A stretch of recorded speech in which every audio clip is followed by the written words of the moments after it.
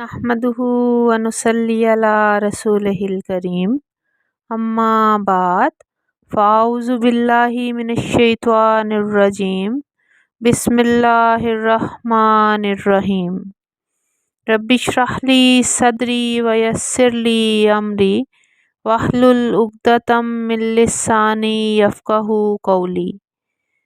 अस्सलामु अलैकुम व रहमतुल्लाहि व बरकातुहू। कैसे हैं आप सब लोग। मैं उम्मीद करती हूँ कि आप सब ईमान, सेहत और तकवा की बेहतरीन हालत में होंगे इंशाअल्लाह ताला। हम अल्लाह ताला की मदद और तौफीक के साथ सूरह बकरा आयत नंबर 86 का तर्जुमा और तफसीर देखेंगे। शुरू करते हैं सूरह बकरा आयत नंबर 86 के तर्जुमा से।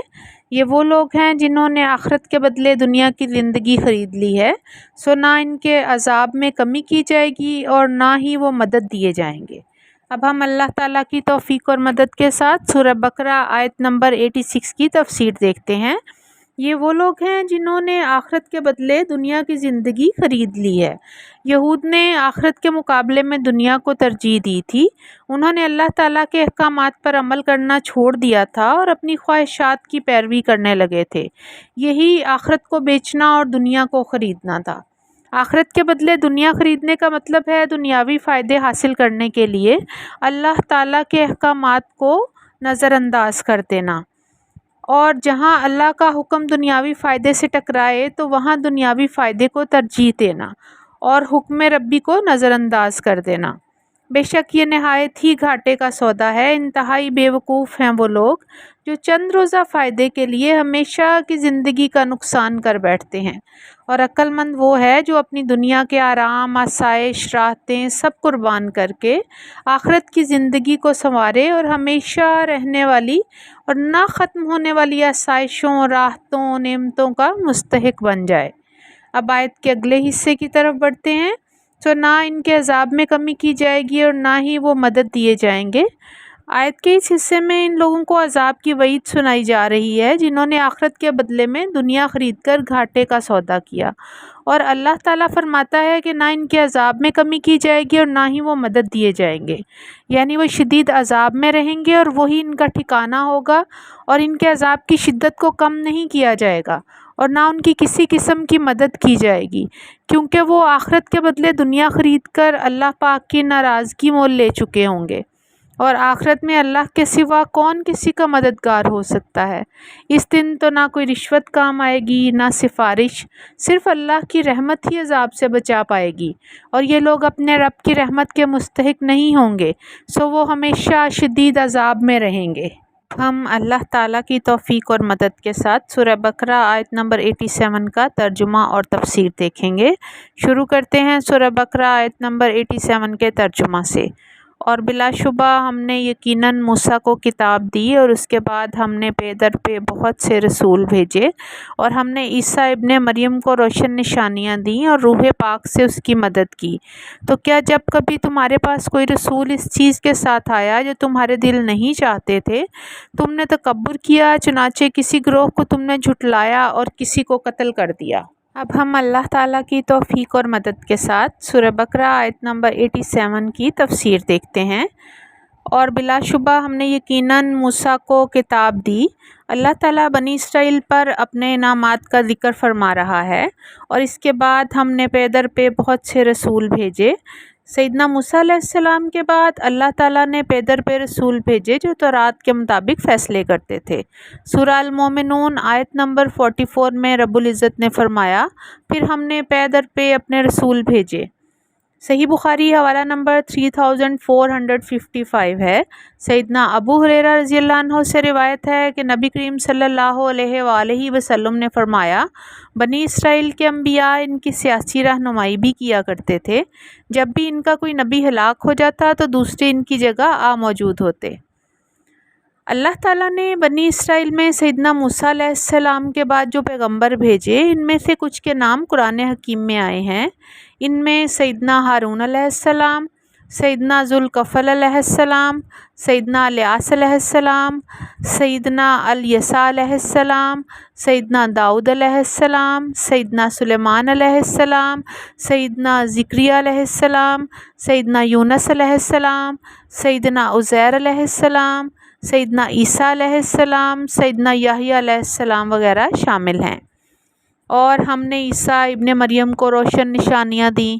اللہ تعالیٰ نے پے در پہ پیغمبر بھیجے، حتیٰ کہ بنی اسرائیل کے آخری نبی عیسیٰ علیہ السلام کو مبعوث کیا گیا اور انہیں واضح نشانیاں عطا کی گئیں۔ سورہ آل عمران آیت نمبر 49 کا ترجمہ ہے، بلا شبہ میں یقیناً تمہارے پاس تمہارے رب کی طرف سے نشانی لایا ہوں کہ میں یقیناً تمہارے لیے مٹی سے پرندے کی صورت جیسی چیز بناتا ہوں، پھر اس میں پھونک مارتا ہوں تو وہ اللہ تعالیٰ کے حکم سے پرندہ بن جاتا ہے، اور اللہ تعالیٰ کے حکم سے میں پیدائشی اندھے کو اور کوڑھی کو ٹھیک کرتا ہوں اور مردوں کو بھی زندہ کرتا ہوں، اور میں تمہیں خبر دیتا ہوں کہ تم کیا کھاتے ہو اور کیا اپنے گھروں میں ذخیرہ کرتے ہو، بلا شبہ اس میں یقیناً تمہارے لیے نشانی ہے اگر تم ایمان والے ہو۔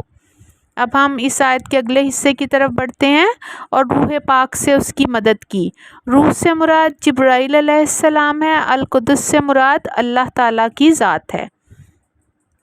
یہ تمام معجزات اس بات کی دلیل تھے کہ وہ اللہ تعالیٰ کے پاس سے جس شریعت کو لے کر آئے ہیں وہ سچی شریعت ہے، مگر بنی اسرائیل نے ان کی شدید تکذیب کی اور تورات سے مختلف احکام لانے کی وجہ سے ان سے شدید عناد حسد کیا۔ سورہ آل عمران آیت نمبر 50 کا ترجمہ ہے، اور تصدیق کرنے والا ہوں اس کے لیے جو مجھ سے پہلے تورات میں سے ہے، اور تاکہ میں بعض وہ چیزیں تمہارے لیے حلال کر دوں جو تم پر حرام کی گئی تھیں، اور میں تمہارے پاس تمہارے رب کی طرف سے نشانی لے کر آیا ہوں، چنانچہ اللہ تعالیٰ سے ڈر جاؤ اور میری اطاعت کرو۔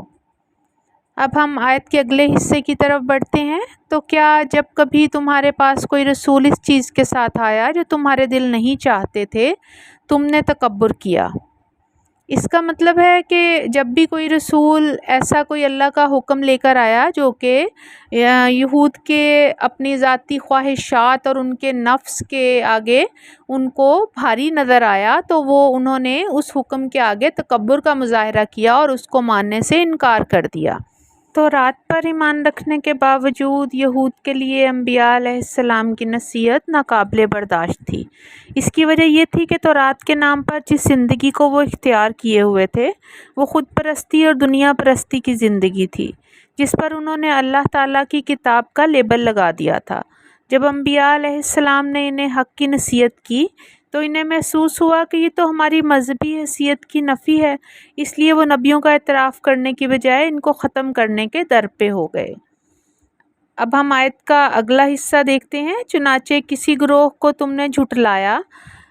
جن پیغمبروں کو یہود نے جھٹلایا وہ محمد صلی اللہ علیہ وآلہ وسلم اور حضرت عیسیٰ علیہ السلام تھے، اور کسی کو قتل کر دیا۔ جن کو یہود نے قتل کیا وہ سیدنا یحییٰ علیہ السلام اور سیدنا زکریا علیہ السلام وغیرہ ہیں۔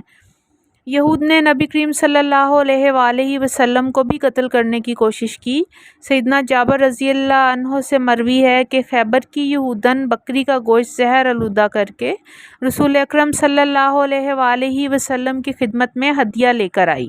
رسول اللہ صلی اللہ علیہ وآلہ وسلم نے ایک دست میں سے اٹھایا اور کھانا شروع کر دیا، اور چند صحابہ نے بھی کھانا شروع کیا۔ جب کچھ کھا لیا تو رسول اللہ صلی اللہ علیہ وآلہ وسلم نے فرمایا، کھانے پر سے ہاتھ اٹھا لو، اور یہودن کو بلانے کے لیے آدمی بھیجا گیا۔ جب وہ آئی تو رسول اللہ صلی اللہ علیہ وآلہ وسلم نے پوچھا، تو نے اس گوشت میں زہر ملایا ہے؟ اس نے پوچھا، آپ کو کس نے خبر دی؟ آپ صلی اللہ علیہ وآلہ وسلم نے فرمایا، بکری کے اس ہاتھ نے خبر دی جو میرے ہاتھ میں ہے۔ اس نے اقرار کیا اور کہا کہ میں نے یہ فعل اس وجہ سے کیا کہ اگر آپ اللہ کے نبی ہیں تو آپ کو کچھ نہیں ہوگا، اور اگر نہیں ہیں تو ہم آرام سے ہو جائیں گے۔ اور جس نے گوشت کھایا تھا وہ وفات پا گیا، اور رسول اللہ صلی اللہ علیہ وآلہ وسلم نے اس زہر کو نکالنے کے لیے شانے سے خون نکلوایا۔ یہ تفسیر مظہری حوالہ نمبر 129/1 ہے۔ صحیح بخاری حوالہ نمبر 4428 ہے۔ سیدہ عائشہ رضی اللہ عنہ نے بیان کیا کہ نبی کریم صلی اللہ علیہ وآلہ وسلم اپنے مرض وفات میں فرماتے تھے، خیبر میں زہر آلود لقمہ جو میں نے اپنے منہ میں رکھ لیا تھا، اس کی تکلیف آج بھی میں محسوس کرتا ہوں۔ ایسا معلوم ہوتا ہے کہ میری شہرگ اس زہر کی تکلیف سے کٹ جائے گی۔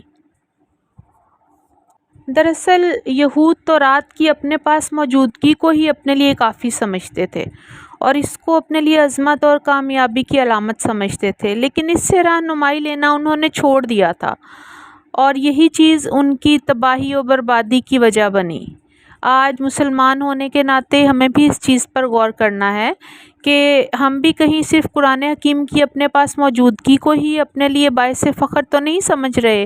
آج ہم کس حد تک قرآن کریم سے رہنمائی حاصل کر رہے ہیں اور کس حد تک اس کے احکامات پر عمل پیرا ہو رہے ہیں۔ آئیں ہم سب مل کر دعا کریں کہ اللہ پاک ہمیں، ہمارے آنے والی نسلوں کو قرآن پاک کو پڑھنے، سمجھنے، اس پر عمل کرنے کی اور اسے دوسروں کو سکھانے کی توفیق عطا فرمائے۔ آمین ثم آمین۔